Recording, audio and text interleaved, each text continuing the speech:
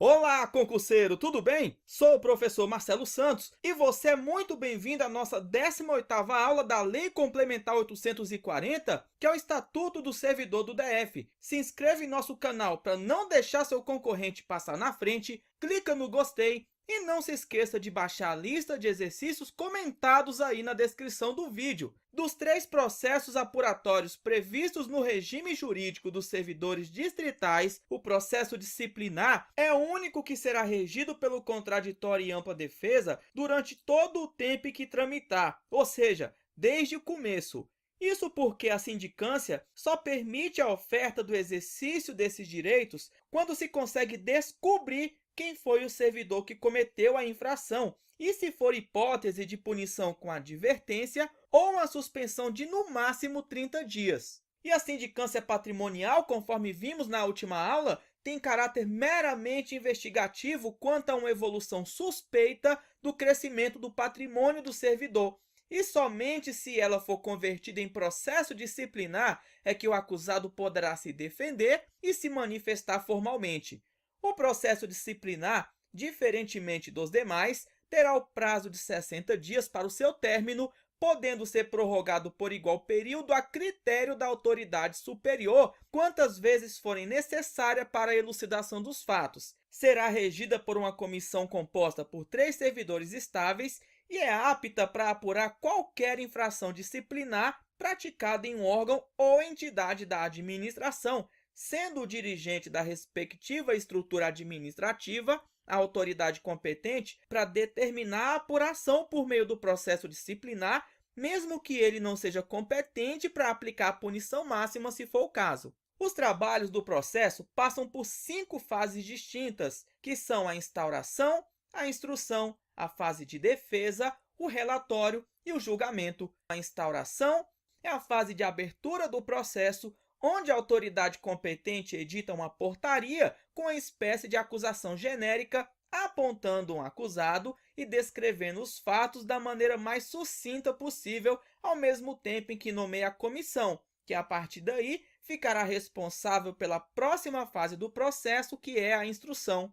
A instrução é basicamente a fase onde se descobre tudo. É feita a colheita de provas, podem ser realizadas perícias, testemunhas são ouvidas e pode acontecer até acariações entre elas, ressaltando que é de acesso restrito dados como movimentações financeiras e informações sobre relacionamentos pessoais do investigado. Somente depois de colhidas as provas e ouvidas as testemunhas é que se procederá no interrogatório do servidor, que terá direito de ser acompanhado por um advogado, mas ele não pode interferir nem nas perguntas e nem nas respostas, podendo se manifestar somente dirigindo palavras ao presidente da comissão para elaborar as perguntas.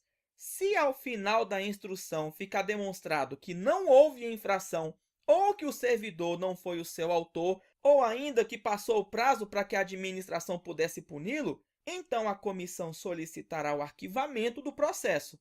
Mas se forem colhidas provas suficientes para sustentar uma acusação sólida, então o servidor será indiciado e começará a terceira fase do processo, que é a defesa. A defesa aqui referida é a defesa por escrito, que no caso de um servidor acusado, deverá ser apresentada no prazo de 10 dias contados do indiciamento, ou de 20 dias se forem 2 ou mais os servidores acusados. Não deve ser confundida com a ampla defesa, que inclusive engloba a defesa escrita, mas também pode se referir à obrigação que a comissão tem de comunicar com antecedência aos atos praticados por ela, comunicação inclusive que pode ser feita por meio de processo eletrônico. Também vai ser abrangido pela ampla defesa a possibilidade do servidor, se quiser, ser defendido por um advogado.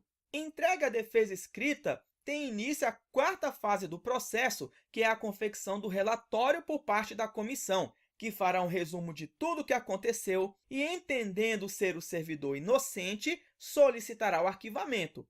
Se for o caso de entender que o servidor é culpado, deve fundamentar o porquê, descrevendo a conduta, apontando na lei qual dispositivo foi violado com a prática da infração e também indicar a penalidade a ser aplicada conforme o previsto no Estatuto, devendo remeter o processo para a autoridade instauradora, que é responsável pela última fase do processo, que é o julgamento.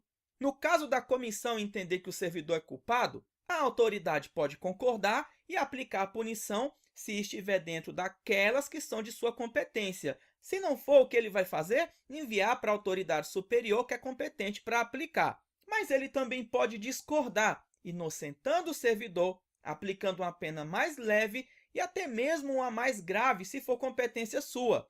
Na situação em que a comissão julgou o servidor inocente, se ele concordar, basta arquivar o processo, mas se ele discordar, precisa nomear uma nova comissão para fazer uma nova investigação. E se durante o trâmite do processo o servidor investigado tentar interferir na apuração de maneira ilícita, como ameaçando testemunhas ou destruindo provas, ele poderá sofrer um afastamento preventivo de suas funções por 60 dias, podendo esse prazo ser prorrogado uma única vez por mais 60 dias. E após isso, o servidor deve retornar, independente do término ou não do processo. E lembrando que esse afastamento é sem prejuízo da remuneração. Quer esse servidor seja afastado e colocado em outro órgão, quer ele seja afastado e simplesmente fique em casa. E se você ainda não sabe quais são as hipóteses que geram cada tipo de punição, quem pode aplicar e também o prazo que a administração tem para aplicar, então é melhor você ficar de olho no nosso canal, pois esse é o tema do nosso próximo vídeo. Então não deixe de se inscrever, deixar o seu gostei e compartilhar essa aula maravilhosa com seu amigo concurseiro. Um forte abraço!